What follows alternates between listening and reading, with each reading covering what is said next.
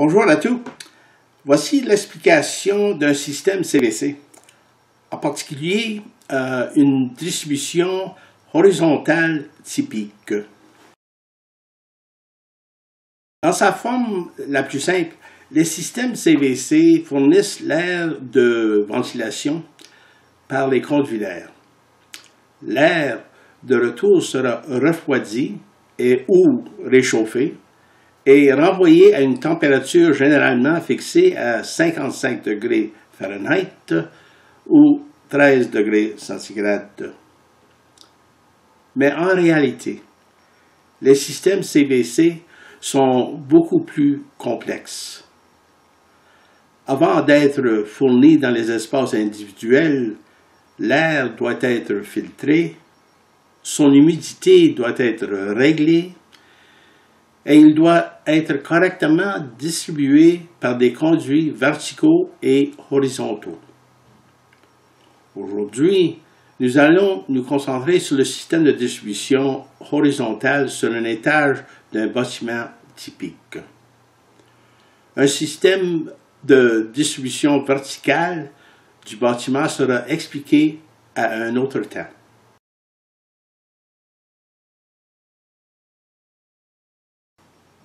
Dans la plupart des systèmes CVC, l'air se déplace dans les conduits à 55 degrés Fahrenheit ou 13 degrés centigrades. L'air est déchargé dans un espace par des diffuseurs et va passivement laisser cet espace par des grilles dans une zone au-dessus du plafond suspendu appelé le plénum de retour d'air. Ici, vous voyez deux méthodes communes d'alimentation d'un espace. La première méthode est appelée volume variable et température constante, ou VAV. Le thermostat surveillant la température de l'espace contrôle tout simplement la quantité d'air à 55 degrés Fahrenheit ou 13 degrés centigrades en contrôlant la position d'un clapet.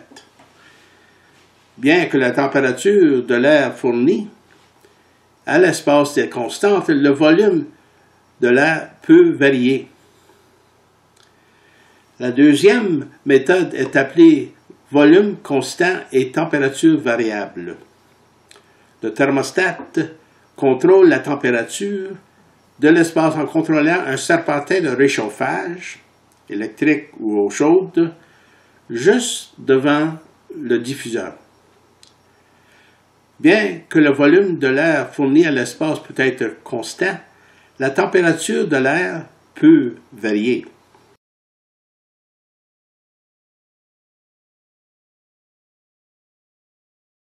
Un étage typique dans un immeuble consiste d'une zone appelée la zone centrale.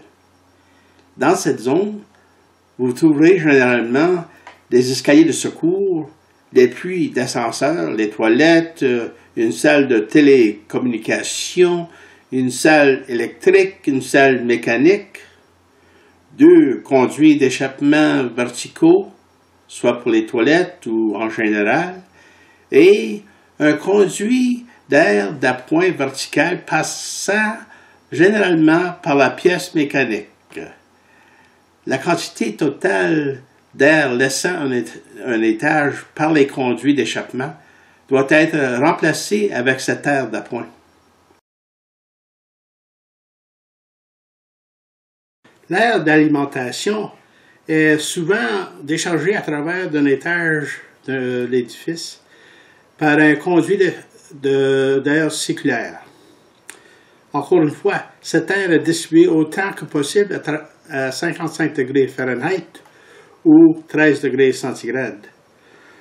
Le retour d'air chaud parvenant de l'espace ne nécessite pas de conduit d'air. Tout simplement, il coule passivement au-dessus du plafond suspendu jusqu'à la salle mécanique où il est mélangé avec l'air d'appoint et ensemble ils sont filtrés et refroidis à 55 degrés Fahrenheit ou 13 degrés centigrades. Cet air est maintenant déchargé de nouveau par le conduit d'air circulaire pour la distribution à travers de l'étage. L'air dans le conduit circulaire sera distribué à divers conduits secondaires pour enfin être distribué à différents endroits sur l'étage.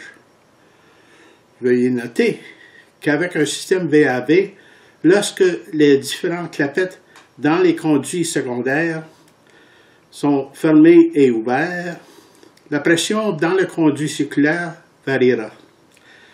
La pression dans le conduit doit être constamment surveillée et la décharge du ventilateur d'alimentation doit être ajustée constamment, soit par leur eau directrice variable ou un moteur équipé avec un variateur de fréquence. La décharge d'un ventilateur centrifuge peut facilement être réalisée en contrôlant la quantité d'air fourni au centre du ventilateur. Voici un visuel du fonctionnement des eaux directrices variables.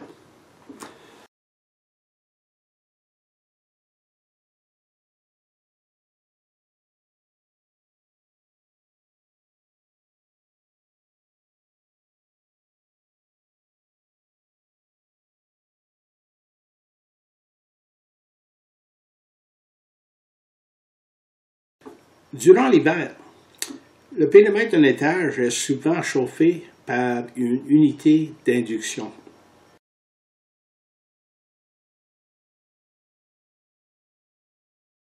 Une unité d'induction est une unité d'alimentation d'air située le long de la paroi extérieure. Cette unité consiste d'un conduit d'air d'alimentation et plusieurs buses déchargeant l'air constamment verticalement vers le haut.